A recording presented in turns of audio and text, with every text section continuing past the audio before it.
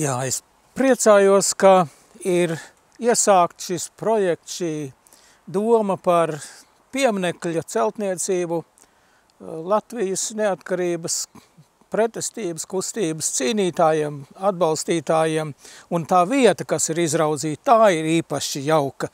Tā ir tā vieta, kur 63. gadā mūsu mīļais cīnītājs par Latvijas brīvību, Latvijas neatkarību Bruno Javoišs uzvilka Latvijas sarkanbaltsarkano karogu, kas tur nostāvēja veselu dienu, pat 2 dienas. Un es priecātos, ja šis piemineklis tiktu uzcelts ātri, un ja tas tiktu uzcelts arī ar visu mūsu atbalstu.